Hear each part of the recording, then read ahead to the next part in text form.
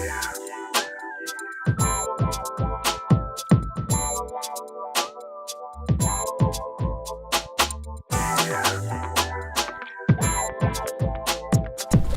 to another Fix It Friday. This is AJ with AJ Mobile Money. I really appreciate you coming out and checking out my channel.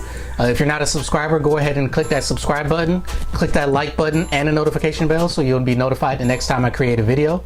So on Fix It Friday, what we do is we take one aspect of our finances, whether large or small, and we take Friday to think about how we can fix that. We have the weekend to work on these items or to think about what we want to actually fix. And what I do is I post a question via my Instagram page, that's at AJ Mobile Money.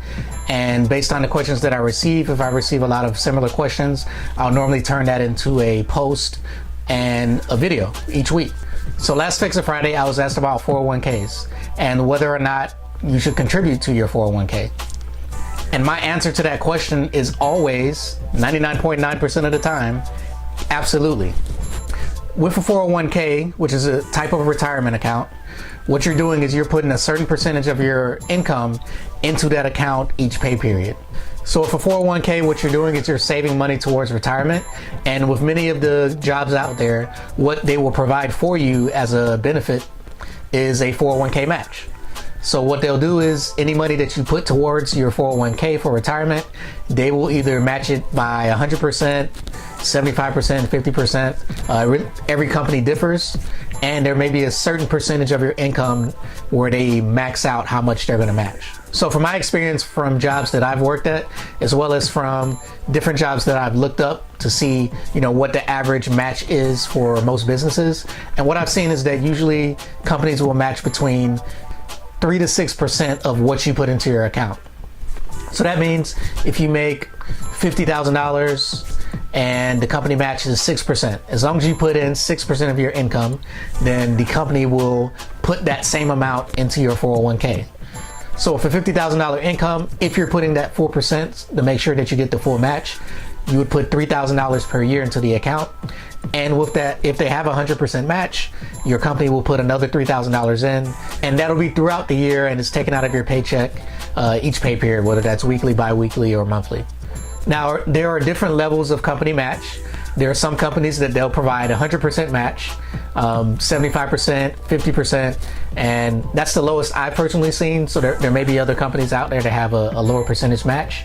But usually if they're matching less than 100%, there may be a certain amount of time that you have to work for their company before they match 100%. So that's definitely something you want to check with your company to make sure that based on how long you've worked there, how much of a match they're going to provide you towards your 401k.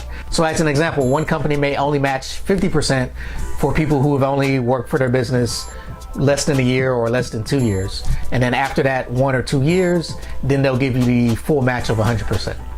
Or they may match only a certain percentage based on how many years you've worked for the company. So I'll give an example of a company that I worked for in the past. We'll call it Company A. And basically within the first 2 years, they would match 50% of what their eventual max would be. So their eventual max would be 6% of your income, where they would match 100% of what you put in up to 6% of your income.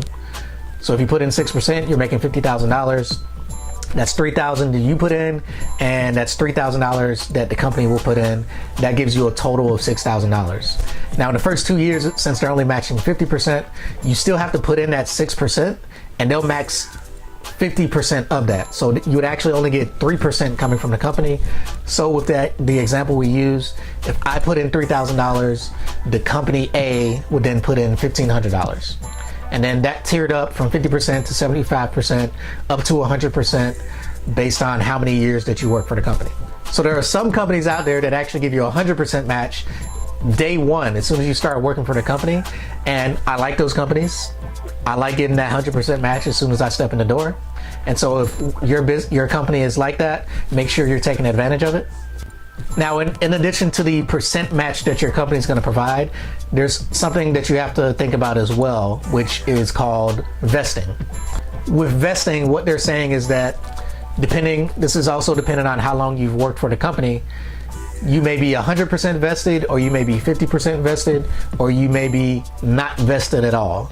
So if you're vested, what they're saying is that any match that they give you, any money that's actually coming from the company that you work for, that's going into your 401k, you have to work for that company for a certain amount of years before you can actually keep that money if you happen to leave their company within whatever the amount of years is. So let's say you have to be with the company for 4 years before you're 100% vested, but within the first 2 years you could be 50% vested or not vested at all until you reach that 1 year, 2 year, 4 year mark.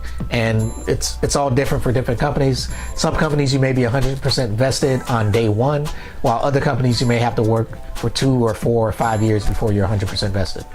So that may be something that makes you want to stay with that company. You know, if you're not 100% vested and you don't want to lose that money, but you don't want to miss out on a better opportunity, just thinking about, you know, a couple $100 or a couple $1,000 that you could get or that you could lose out on if you were to leave that company. So you want to think about those things if you're thinking about changing jobs at any time. In addition to the 401k match that your company may provide, there are other benefits to putting money towards your 401k. The main reason is that you're saving money for your retirement. You know, whenever you decide to retire, if you go based on the IRS retirement age of 65, that's when you'll get Social Security benefits. Then, you know, 65 is the age that you're thinking about, where maybe you stop working or maybe you work less than you normally would. And with a 401k, you have to wait to the age of 65 before you can start drawing money from it. Otherwise, there may be a penalty unless you're pulling money from that account for a specific reason. And you can check the IRS website specifically for what the exceptions are in those cases. But for the most part, you want to avoid touching that money and put as much as you can towards it, that you don't have to worry about, you know, taking that money out to pay your day-to-day expenses or perhaps some debt or something like that. So I just mentioned debt. And now one of the reasons that some people may not actually contribute to a 401k is that, you know, they may not have enough money for their day-to-day expenses, their month-to-month expenses, or maybe they have a lot of credit card debt or student loan debt or things of that nature.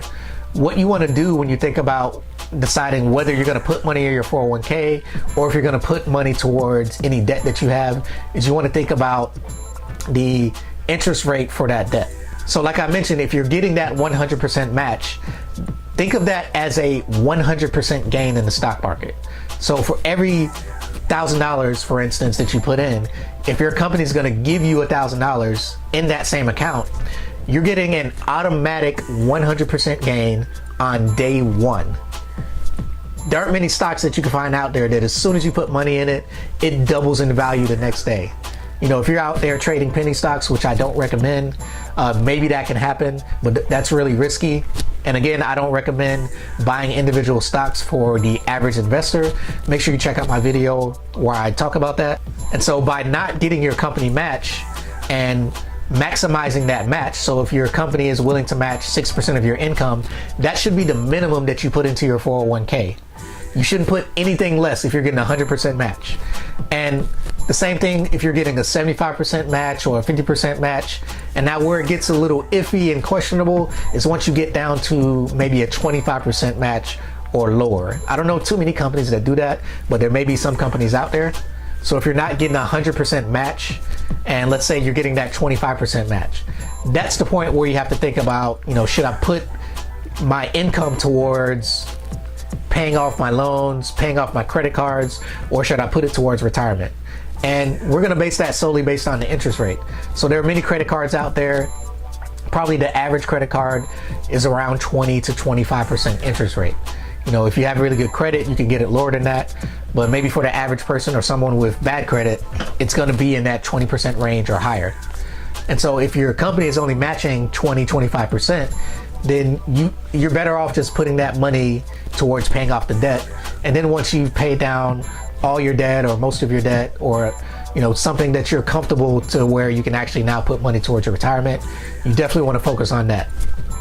But if you're getting that 100% match, there's no other way that you can immediately get 100% gain legally in the stock market. So do it. Get that match. 100% gain automatically. Other things to think about with your 401k is that there are limits to the amount of money that you can put into it. So the maximum amount of money, not talking about percentages, not dealing with matches, is $19,000 per year. So if your company is matching, that money counts towards that $19,000. So you would actually, if you're getting 100% match, and if your percent match allows you to put up to $9,500, then your company's putting in that other $9,500 to get to the contribution limit, which is $19,000. And also maximizing the $19,000 contribution limit. Now, an additional point is that you want to make sure that once you put money into your 401k, that it's actually going into the stock market. So depending on what the default setting is for your company or for the brokerage provider that your company is using, they may automatically put that into a target date fund, which is a mutual fund based on the estimated date that you're going to retire. So if you're going to retire at the age of 65 and that happens to be around the year 2050, they may automatically put you in one of those funds. But there are also some times where they'll put you in what's basically a savings account, or it's an account made to basically fight inflation. So you're getting 2 to 3%, but your money's really not growing, because that 2 to 3%, you're losing it to inflation, which is, you know, over time.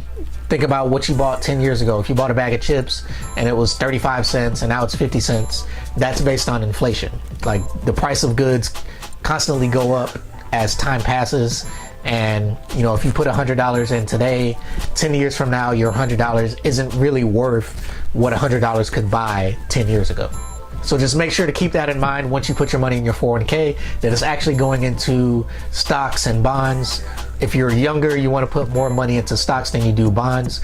But with those target date funds, the managers of those funds, they will constantly adjust, you know, the percentage of stocks versus bonds.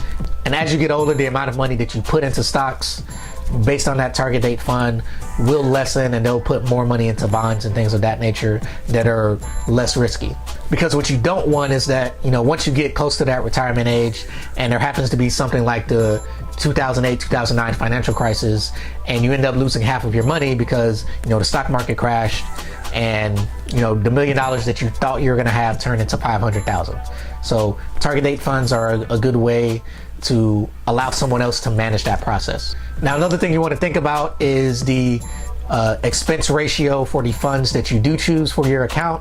And so if you check out my video where I talk about index funds and the reasons why you want to pick a low expense ratio, that's a great video to check out to learn more about that. So just in general, you want to get the lower expense ratio funds, and you'll be better off once you get to retirement time.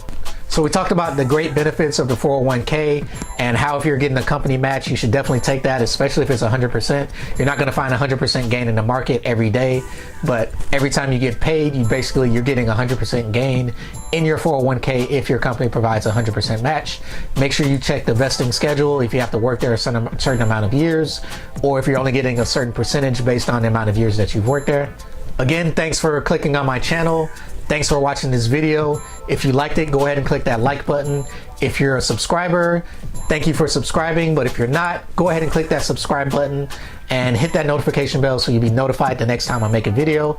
I really appreciate you taking the time out of your day to watch this. You guys have a great day. Thanks.